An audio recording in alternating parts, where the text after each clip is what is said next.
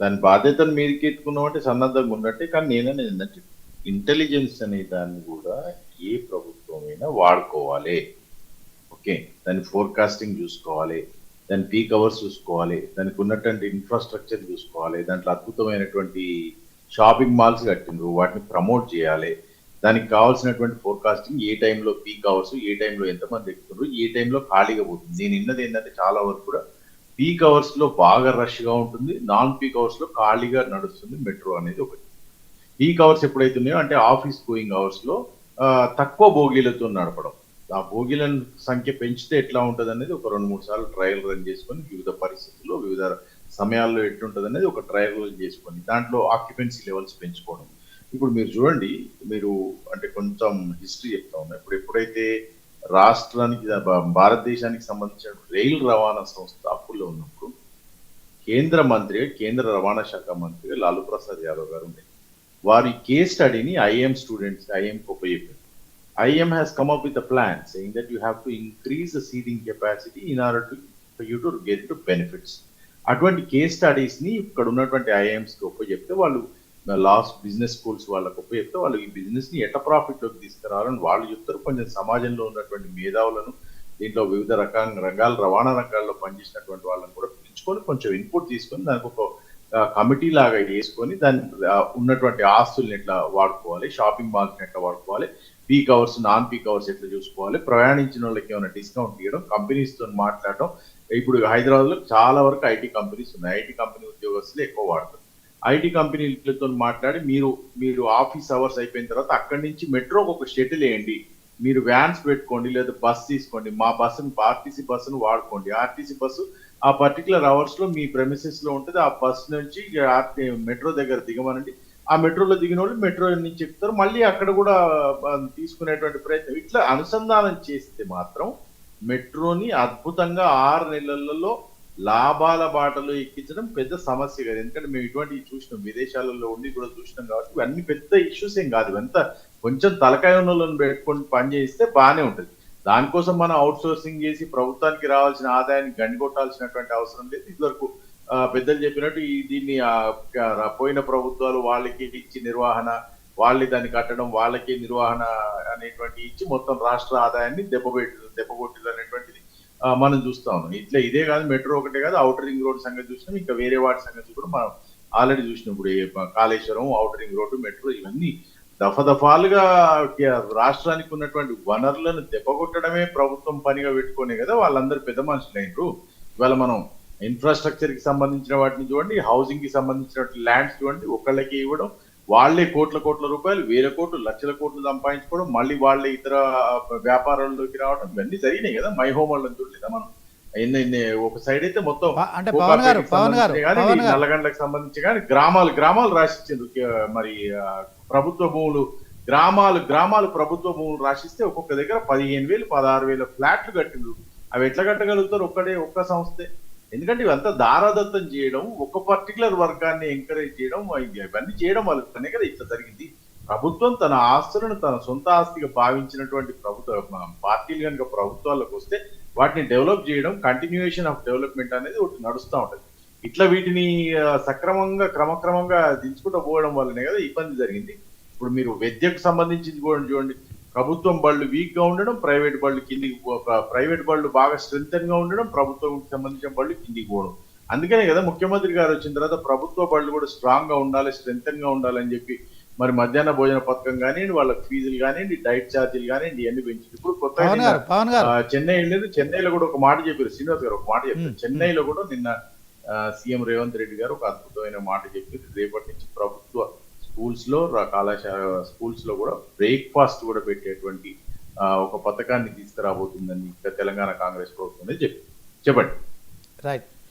మొత్తానికి ఒక 13,000 కోట్ల లోన్ టేక్ ఓవర్ చేయడం కావచ్చు, అదే సంస్థకు తిరిగి 2,000 కోట్ల రూపాయలు ఇవ్వడం కావచ్చు, ఇప్పుడున్న పరిస్థితుల్లో మరొక 15,000 కోట్లు ఇప్పటికిప్పుడు అది ప్రభుత్వానికి అదనపు భారం. సో ఇప్పటికే మరి గత ప్రభుత్వం చేసిన అప్పులకు మేము వడ్డీలు కడుతున్నామని చెప్పి మీరు ఒక 2 లక్షల కోట్ల అప్పులు తీసుకొచ్చినట్టు బీఆర్ఎస్ చెప్తున్నట్టుగా. సో మొత్తానికి అప్పుల నుంచి అప్పులు పెరుగుతున్నాయి.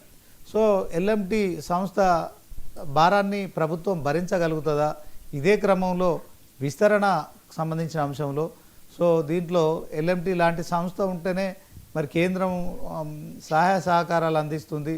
సో ప్రభుత్వం చేపడితే మేము తెలంగాణ ప్రభుత్వం చేస్తే మేము కేంద్రం నుంచి కొంత ఆ ట్రాన్స్పరెన్సీ ఉండదు కనుక మేము సహకరించే ఉద్దేశం లేదని చెప్పి డాక్టర్ పివి రెడ్డి గారు చెప్తున్నారు. దీనికి ఏం చెప్తారు?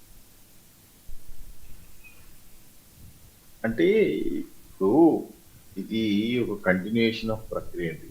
ఓకే, ఇప్పుడు మీరు ఎప్పుడు ఎంతసేపు కాంగ్రెస్ పార్టీ ప్రభుత్వంలో ఉన్నదనే విషయాన్ని ఆ రకంగా ఆలోచన చేయడం ఆపి, ఈ ప్రభుత్వం ఒక కొత్త పని చేయబోతుంది, బిజినెస్ ని రన్ చేయబోతుంది, మంచి బిజినెస్ మంచిగా జరుగుతుంది అనే ఆ దృక్పథంలో కనుక ఆలోచిస్తే బాగానే ఉంటుంది. ఇప్పుడు ఇంతకుముందు రెడ్డి గారు చెప్పినట్టు ఇతర రాష్ట్రాల్లో కూడా మరి లాభాల బాటలో నడుస్తున్నటువంటి ఎల్ఎన్టీ మన రాష్ట్రంలోనే ఎందుకు లాభాల బాటలో నడవకుండా నష్టాల బాటలో పోయింది? ఇంతకుముందు కోటేశ్వరరావు గారు చెప్పినట్టుగా వాడి కెపాసిటీ పెంచుకోమంటే ఎందుకు పెంచుకోలేదు? అదనపు బోగిలను యాడ్ చేయమంటే ఎందుకు యాడ్ చేసుకోలేదు? ఏంటిదంతా వాళ్ళకి ఆ విల్లింగ్నెస్ లేకపోవడం ఏంటి?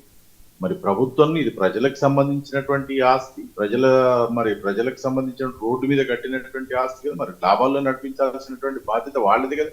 ఎందుకు దీన్ని లాభాల్లోకి పోకుండా నష్టాల్లోకి పంపించడం వల్ల వాళ్ళకి ఏమి ఇండైరెక్ట్ బెనిఫిట్ జరిగింది? వీటన్నిటి మీద క్వశ్చన్స్ ఉంటాయి కదా. ఎంతసేపని మనం దాన్ని అట్లనే వ్యవస్థను అది కుళ్ళిపోతా ఉంటే మనం చూసుకుంటూ ఏనాడో ఒకనాడైతే మనం దాన్ని ఇన్ఛార్జ్ గా తీసుకొని దాన్ని రిపేర్ చేయాల్సినటువంటి అవసరం ఉంది కదా. మన దగ్గర కూడా అద్భుతమైనటువంటి తెలివికల వాళ్ళు ప్రభుత్వంలో ఉన్న తెలంగాణలో ఉన్నారు.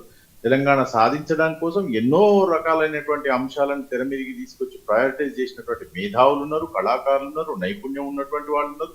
ఇక్కడ నుంచి పోయి చదువుకున్నటువంటి వాళ్ళు ప్రపంచంలో ఇవాళ మంచి మంచి స్థాయిలో ఉన్నారు. ఉస్మానియా యూనివర్సిటీలో చదువుకున్నటువంటి వాళ్ళు, హెచ్సిలో చదువుకున్నటువంటి ఎంతో మంది తెలివికల వాళ్ళు తెలంగాణలో ఉన్నారు. సో అద్భుతమైనటువంటి ఒక కమిటీ వేసి దాని మీద ఒక నిర్వహణ, ఒక స్టడీ చేసి ఈ స్టడీని మన దగ్గర ఉన్నటువంటి ఐఐఎంస్ కి శ్రీనివాస్ గారు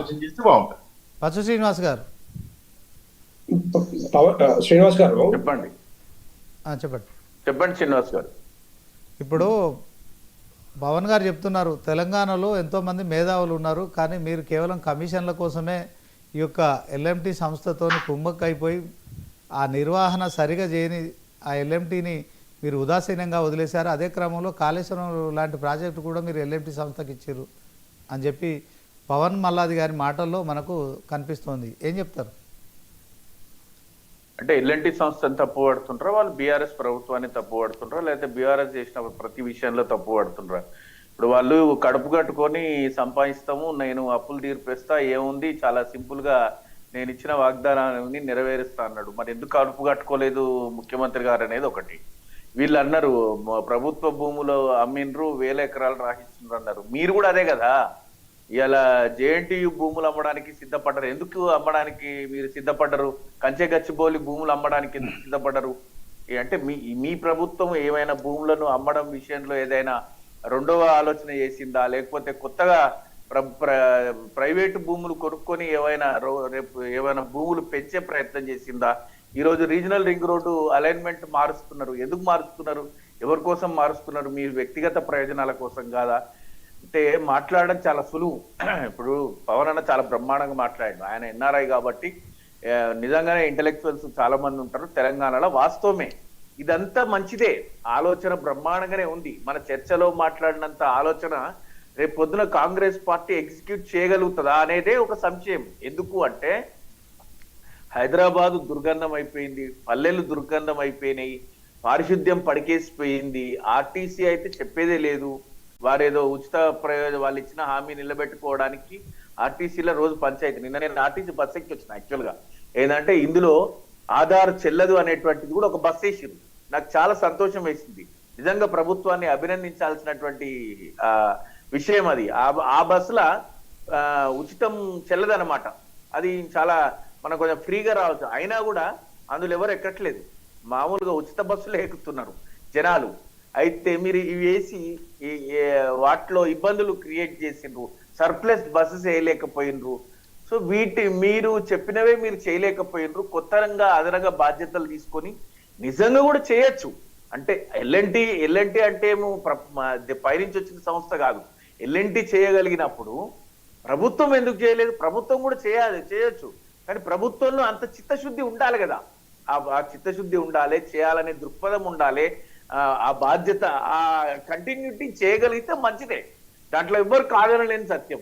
కానీ ఇప్పుడున్న ప్రభుత్వం ఫేస్ చేస్తున్నటువంటి సమస్యలు, వాళ్ళ యొక్క అవుట్పుట్, వాళ్ళు సాధించిన ఫలితాలు, ఇప్పటి వరకు వాళ్ళు తీసుకున్న నిర్ణయాలు, వాటి ఫలితాలు ప్రశ్నార్థకంగా మారిపోయినాయి.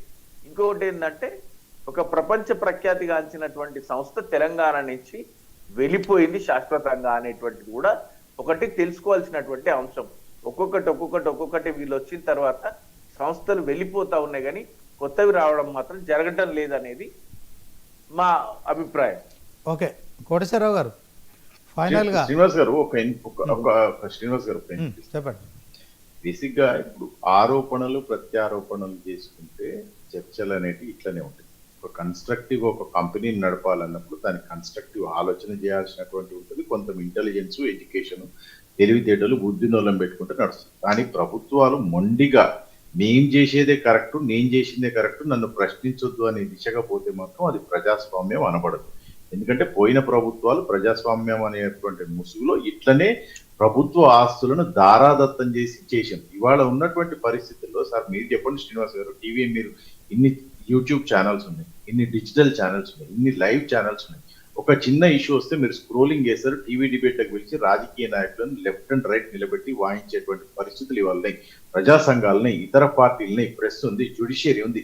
ఇన్ని ఉన్నప్పుడు లెఫ్ట్ అండ్ రైట్ గా ఎవరు నిర్ణయాలు బట్టి వాళ్ళు తీసుకోవడానికి మాదేం రాష్ట్ర ప్రభుత్వం, మా రాష్ట్ర పార్టీ కాదు, ఇది కేంద్రంలో మాది నేషనల్ పార్టీ. ఏ నిర్ణయం తీసుకున్నా కూడా అక్కడ ఒకళ్ళు కూర్చొని దాన్ని ఇన్విజిలేట్ చేస్తూ ఉంటారు. ఇప్పుడు బీజేపీ ప్రభుత్వం తీసుకునే నిర్ణయాలు కూడా వాళ్ళు ఇష్టం వచ్చినట్టు తీసుకోరు కదా, వాళ్ళకు ఒక కమిటీ ఉంటుంది, వాడు ఆలోచన చేస్తాడు ఏది మంచి ఏది చెడు, ఇది తీసుకుంటే రేపు పార్టీకి బెనిఫిట్ అవుతుందా, బెనిఫిట్ కాకుండా ఇబ్బంది అయితే అది జరుగుతుంది కదా. ఇవాళ ఉన్నటువంటి డిజిటలైజేషన్ సొసైటీగా మూర్ఖత్వ నిర్ణయాలు తీసుకుంటే ఊరుకోరు కదా, చెంపపెట్టి మీద కొడతారు కదా. ఇప్పుడు సీనన్ అన్నట్టు ఎస్ మీరు ప్రభుత్వంలో పథకాలు ఇచ్చిన పథకాలు ఇవ్వడం అనేది ప్రజాస్వామ్యంలో ఒక పరిపాటు. కానీ అట్లనే ఉన్నంత మాత్రాన మనం ఆస్తులను డెవలప్ చేసుకోలేము, బిజినెస్ ని ప్రాఫిట్లకు రన్ చేయకుండా ఉండడం అనేది తప్పేం కాదు కదా. బిజినెస్ ని ప్రాఫిట్లకు రన్ చేయాలన్నప్పుడు మరి ఉన్న డెట్ అట్టున్నది, దానికి కావాల్సినటువంటి వడ్డీలు అట్లా కట్టాల్సి వచ్చినప్పుడు మరి మీరు చేసిన పాపానికి ఉన్న ఆస్తులు అమ్మాల్సి వస్తుంది, ఆస్తులన్నీ తీసుకురావాల్సి వస్తుంది. లేకపోతే మరి ఆయన నియమనండి కేసీఆర్ గారు, కేటీఆర్ గారి కుటుంబం ఏమైంది, చెప్పులు వేసుకున్న హరీష్ రావు గారు 1000 కోట్లు ఎట్లా సంపాదించడం, వాళ్ళ బిడ్డ మరి బుల్జ్ ఖరీఫాల ఫ్లాట్ ఎట్లా కొనుక్కున్నది, ఇవన్నీ మరి ఆస్తులను కరగదీస్తే అది కూడా జరుగుతుంది. రేపు ఆ తరఫా ఏదైనా ఉద్యమం చేయమంటే మేము అందరం కిందికి దిగి మరి ఆ ఉద్యమం చేసి మరి ఎవరైతే రాజకీయ నాయకులు ప్రభుత్వాల్లో ఉండే ఆస్తులు సంపాదించుకున్నారో వాళ్ళ ఆస్తులని మరి ప్రభుత్వానికి అటువంటిది కూడా ఒక జంజీ ఉద్యమం కూడా తీసుకొస్తాం. దానికి వెనుకపోయేటువంటి పరిస్థితి. ప్రభుత్వాలు ఎప్పుడైతే విఫలమైపోయి ప్రభుత్వాలు ఢీలా పడిపోయి నడపలేని పరిస్థితుల్లో ఉన్నప్పుడు రాజకీయంలో ఎవరైతే ఏ పార్టీలు అయితే ఆ పార్టీలో నుంచి వసూలు చేయాలనేటువంటి చట్టాలు కూడా వస్తే ఇంకా అద్భుతంగా నడుస్తుందని నా యొక్క వాదన. శ్రీనివాస్ గారు ఏమైనా మాట్లాడేందా? ఆస్తుల వైపు వెళ్తే ఎవరి ఆస్తులు ఎన్ని ఆస్తులు సంపాదించారు. ఒకప్పుడు బీజేపీ ప్రభుత్వం అన్నది కాంగ్రెస్ నాయకులు సంపాదించుకున్న ఆస్తులన్నీ తీసుకొస్తే మనిషికి 14 లక్షల వరకు వేయొచ్చు అని చెప్పింది.